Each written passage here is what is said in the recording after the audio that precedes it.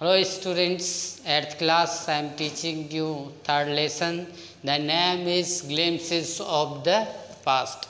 इसमें जो है पास्ट इंडिया के पास्ट हिस्ट्री के बारे में बताया गया है और जो है पिक्चर्स दी गई है। हम आज जो है इसमें फिफ्थ पिक्चर्स के लिए जो है पढ़ते हैं। इस पार्ट में ये फर्स्ट पार्ट हम पढ़ा रहे हैं।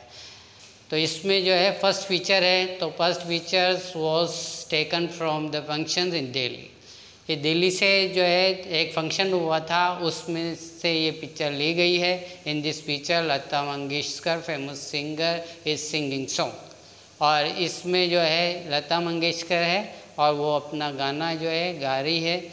और जो सॉन्ग है वो किस तरह का है, ए मेरे वतन के लोगों ज़रा आँख में भर लो पानी, जो आपने पहले भी सुन रखा होगा। द सॉन्ग वॉज संग in the martyrs in the memory of martyrs. ये मार्टियर्स के यानी कि जो शहीद लोग हैं उनकी याद में ये गाया हुआ है। और सेकंड जो पिक्चर है इसके वो सेकंड पिक्चर में जो है दिया गया है कंपनीज कॉन्क्वेस्ट, यानी जो ब्रिटिश कंपनी थी उसने किस प्रकार से इसमें भारत में कहाँ पर इसने जो है अपना आधिपत्य कर रखा था, उसके बारे में इसमें बताया गया है। इसका टाइम है 1757 से 1849 तक। In the second pictures we know that the superior weapons of the British and the rivals among the Indian princes were the helpful to British company to extend their power.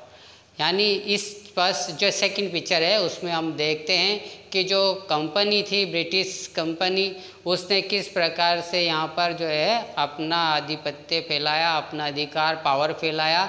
और इसमें मदद किसने की, जो superior weapons थे यानी जो श्रेष्ठ प्रकार के उनके पास हथियार थे उन्होंने, और जो यहाँ पर राइवलरीज थे यानी कि जो प्रतिद्वंदी एक प्रिंस थे, यहाँ पर राजा लोग थे, वो आपस में झगड़ते थे, उन्होंने हेल्प करके और इसको जो है यहाँ पर भारत में इस कंपनी को और ज़्यादा एक्सटेंड कर दिया, फैला दिया। The Indian princes in 18th century were short sighted, यानी जो 18th सेंचुरी के जो प्रिंस थे उनमें कोई विस्तृत जो है बुद्धि नहीं थी, दूरदृष्टि नहीं थी। कहने का means Tipu Sultan was the ruler of Mysore. He did not accepted their power और हिमसेल्फ टू टिल डेथ। और इनमें टीपू सुल्तान जो था, मैसूर का जो शासक था, इसने जो है उनके पावर को एक्सेप्ट नहीं किया। ब्रिटिश कंपनी जो है उसके पावर को, उसके आधिपत्य को लास्ट मृत्यु तक भी स्वीकार नहीं किया। अब हम थर्ड पिक्चर पर आ जाते हैं। थर्ड पिक्चर किसकी है, ब्रिटिश रूल। इसमें थर्ड पिक्चर में ब्रिटिश रूल के बारे में बताया गया है। 1765 1836 इसका पीरियड है। और इस पिक्चर में हम देखते हैं, in this picture we know that the religious leaders preaches the people like untouchability and child marriage. इस थर्ड पिक्चर में ये बताया गया है कि जो प्रीचर्स थे यानी कि जो उपदेश देने वाले धर्म लीडर थे, धार्मिक लीडर, वो प्रीचर करते थे या उपदेश देते थे अनटचेबिलिटी के लिए यानी छुआछूत के लिए, और चाइल्ड मैरिज यानी बाल विवाह के लिए लोगों को जो है प्रीच करते थे, उपदेश देते थे। रिलीजियस लीडर्स सेड, क्या बोलते थे वो, anyone who crosses the sea loses his religion, यानी कोई भी व्यक्ति जो समुद्र को पार करके जाता है तो वो अपना धर्म भी खो देता है। इस तरह की बातें वो जो है अपने प्रीच में करते थे, जो कि एक सुपरस्टिशियस समझी जाती है। और इंग्लिश पीपुल सेड, फिर इंग्लिश पीपुल भी क्या कहते थे, यहाँ के लोगों के बारे में किस तरह का विचार रखते थे, वो बताया गया है थर्ड पिक्चर में।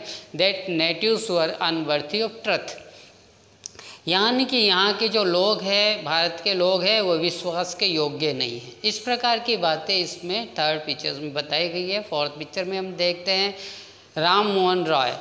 इनका टाइम था 1772 से 1883 तक। अब इसमें देखते हैं क्या कहते हैं। Ram Mohan Roy was a learn man from Bengal, ये बंगाल का रहने वाले थे और ये बहुत ही विद्वान व्यक्ति थे। Subject attracted Ram Mohan Rai, such a science and modern knowledge. और जो है ये राजा राम मोहन राय को मॉडर्न नॉलेज और साइंस, ये दो सब्जेक्ट इनको बहुत अट्रैक्ट करते थे। इस प्रकार से जो है हम इनमें जो है देखते हैं। और ये फोर्थ, इसका फिफ्थ जो देखते हैं, ऑपरेशन 1765 से लेकर 1835 तक इसका पीरियड है। इसमें British passed the regulations act 3 इन 1880। 1880 में जो है इन ब्रिटिश ने जो है एक रेगुलेशन पास किया। और ऑपरेशंस क्या होता है? दमन। ठीक है, इस तरह से एक रेगुलेशन प्राप्त जो है इन्होंने पास किया जिससे इनका लोगों का दमन हो सकता है, यानी उनके ऊपर अत्याचार किए जाएं, इस तरह का। Under regulation act 3 the Indians could be gelled without any trial in court. और इसके अंतर्गत, इस एक्ट के अंतर्गत जो है हम ये देखते हैं कि वो बिना किसी ट्रायल के, बिना किसी मुकदमे के इंडियन लोगों को जेल में भी डाल सकते थे। इस प्रकार का उनके ऊपर जो है जो सेपरेशन किया गया, अत्याचार किया गया था। By 1829 Britain expert Indian had become the worth the 7 crore rupees. और यहाँ पर जो ब्रिटेन के लोग हैं उन्होंने यहाँ पर जो एक्सपोर्ट किया उससे 7 करोड़ रुपीस का जो है वो फ़ायदा लेने के योग्य बन गए थे।